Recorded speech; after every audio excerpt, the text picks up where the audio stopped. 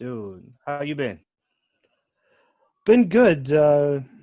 Gotten addicted to this game on Nintendo Switch called Animal Crossing. Wow. I'm playing that a lot. It's weirdly addictive. Dude, I know exactly what you mean. I just bought the Ghost of Tsushima, and I am insanely in love with everything that they've done for that game. I think I'm in that similar space and of enjoying the gaming experience that much. As I say, they're two very different games.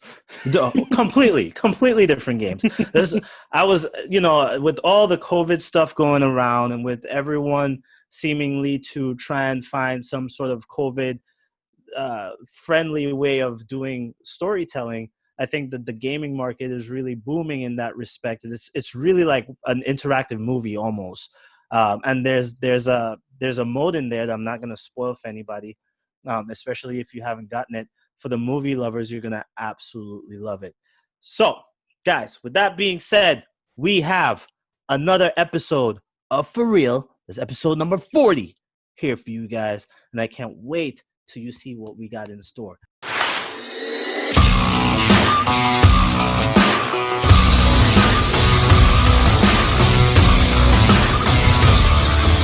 So we teased this last week. It is now official. Tenet has been removed from the release schedule, at least here in the United States. There are potentially plans to release it in Europe and Asia and the rest of the world, and we will have to wait here in the United States. That is yet to have been see what the actual plan will be. But for right now, Tenet is officially off the release schedule. Now I know that for all the film lovers like yourself and myself and everybody else around the world, well, everyone else in the United States, they're pretty disappointed at this news. I think that if Tenet opened at least in the early parts of August, we would have been feeling a lot better, not only for the fact that the movie would have been released, but also for the fact that it would show a sign of the trend of COVID going down and the government opening back up. But now with that not happening, I got two questions for you, Tyler. Mm-hmm. One, seeing that other releases from Warner Brothers, which is a distributor for Tenet, like Wonder Woman 1984 and Dune, have not moved. Is Warner Brothers, one, hedging too much on Tenet, and then two, why aren't they showing the same amount of care for the other two films?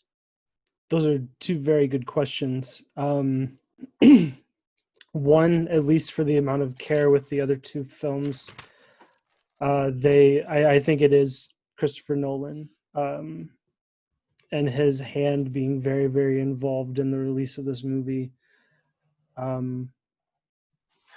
What was the other question? And I said, so why? So the first question was why aren't they showing as much care? And then is Warner Brothers hedging too much on this film being successful? Is that like that could be the main reason why they're pushing it back the way that they have, and they say that it's indefinite, which means that for who knows, it could come out mid-year 2021. Well, I mean it's going to come out. It's just not going to come out here. Yeah. So I think that while we are trying to catch up with the rest of the world here in the United States in terms of solving this pandemic, I think we're just going to have to wait. I don't know that it's necessarily that they might be hedging their bets too much or anything like that. I just think it's they probably stand a better chance of at least getting something right now by releasing it internationally, at least. Makes a lot of sense. That makes a lot of sense. Well, we could only wait and speculate to see what's going to be happening with that.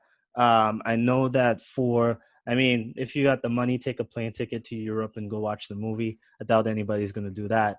But well, you never know. They won't let us in. Good point. That's a very good point. Uh, so it might for the movie fans in the United States, it's going to be very hard to get yourself on some of that premium content. Well, and also I just thought of this too. China, which is a big market for this movie, has said that the movie is too long to play. They won't play any movies that are over 2 hours long. So that also might be part of them just kind of pulling back and be like, okay, well, things are bad here in the States.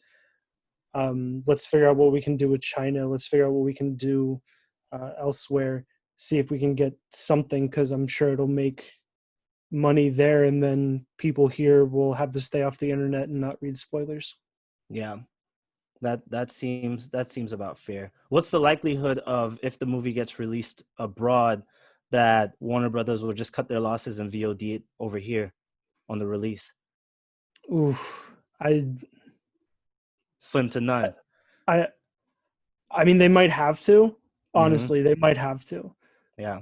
But I could see Chris Nolan having a fit over this, and I don't know why this just popped into my head. He might, as much as he's done for Warner Brothers, it might force him to go elsewhere. Could this be a possible Christopher Nolan on Netflix? No, he'll never go to Netflix. He'll never go to Netflix. And I just want to say this. I don't actually know that. I haven't read that anywhere. I haven't, like, that's just like the thought that just kind of popped in my head. It was like, well, what if he gets so upset of them releasing a VOD, goes somewhere else? For those of you that listen, I'm not starting a rumor. I'm not trying to. That was just something off the top of my head. I Hey, have no clue. yeah. I mean, the real news is that Tenet is not be released in the United States, at least not anytime soon. But guys, as you all know, we like to speculate a lot, and sometimes, quite often, like I put that clip back, some of our speculations are quite spot on. We're humans. We hit, we whiff. You guys remember that segment that we had back in the day?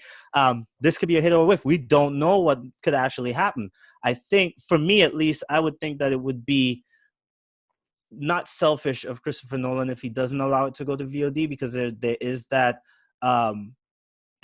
possibility for Warner Brothers to drop it on their on HBO Max, or on Yeah, any. if they dropped it on HBO Max, HBO would probably up their price or something. They'd have to do something to make it worthwhile for Nolan. Correct.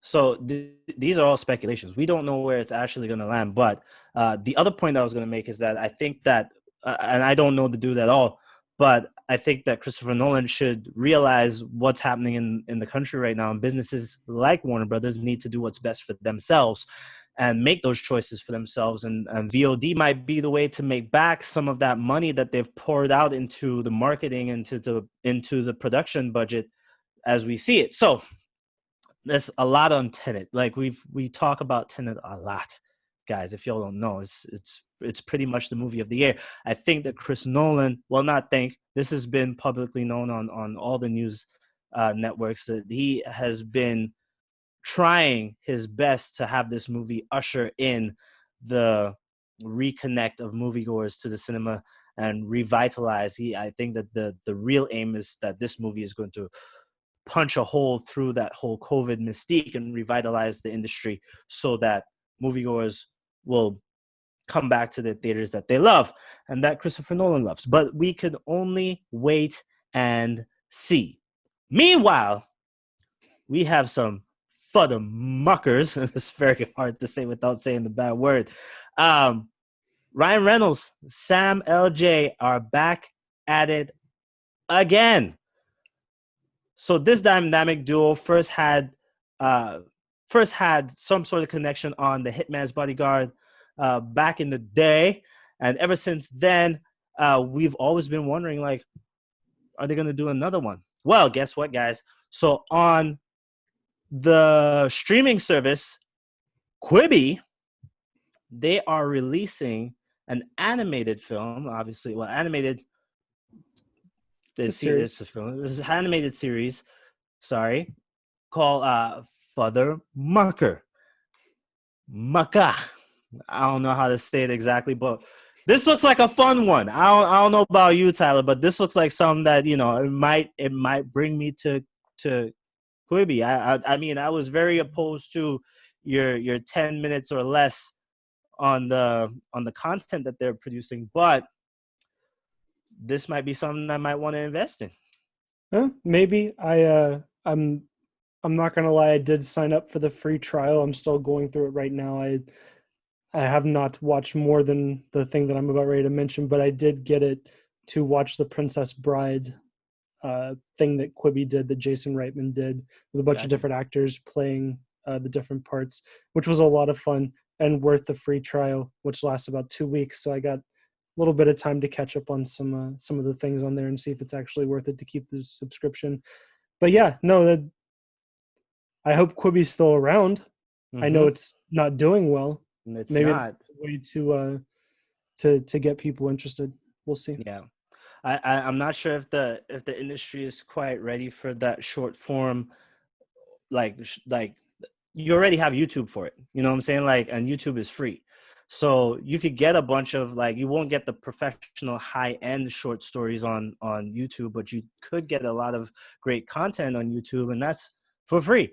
So why would someone subscribe for 10 minutes or less of content, um, when I think that there's still a need for either longer form, half an hour, 25 minutes to half an hour, on a series, or 2.5 hours of movie, up to 2.5 hours of movie.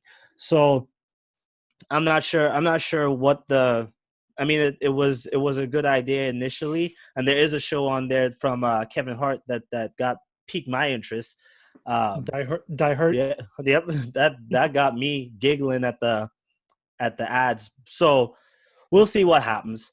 This looks like a fun one. It got me excited when I stumbled across this news, and I was like, all right, I could probably take a 2 week trial, but I mean, is it good enough to hold me over the 2 week trial? We'll see how that goes. We'll see how that goes with you too, Tyler, because you already started that 2 week trial.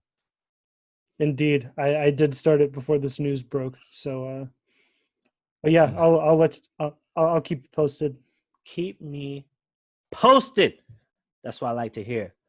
But guys, let me tell you something. Since this whole COVID thing's been going down, our next news topic, people are trying to find alternatives. We talked about that a couple of times ago, but now that we got some new news, um, and I titled this one. I know Tyler looked at me funny when I titled it, but this is where the magic happens.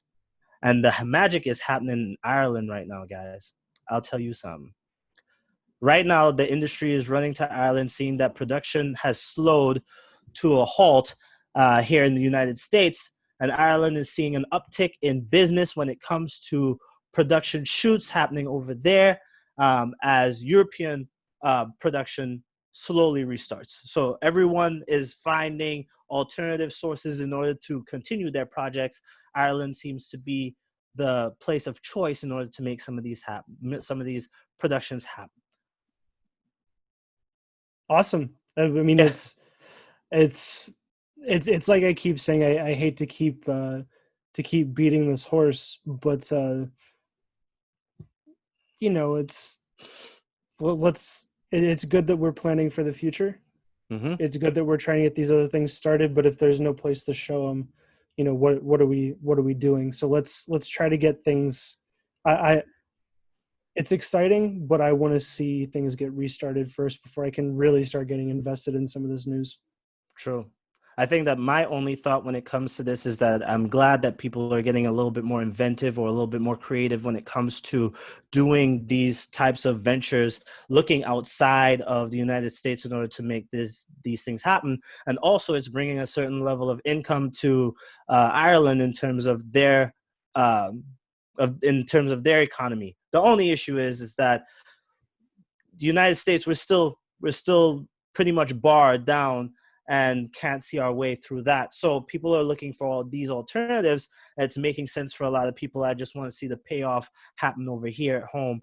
Um, what could you do? What could you do? It's good for the industry because that could pile back money back into the industry. We're gonna see a lot more things come up on your streaming services and your Netflix, your Netflix and your VOD type content. So when the industry is ready to open up, hopefully we have uh, a good plan set forward in order for that to happen. And as soon as that does, and we're back in the game, at least we got content to start pouring out at the consumers. So consumers are going to be very happy, but it's more of a long-term investment for here. Really good stuff for Ireland. Ireland is a beautiful, beautiful country, and deserve what they're getting right now, which is, they are the safe haven for these types of projects to kick off. So I'm glad to see that happening.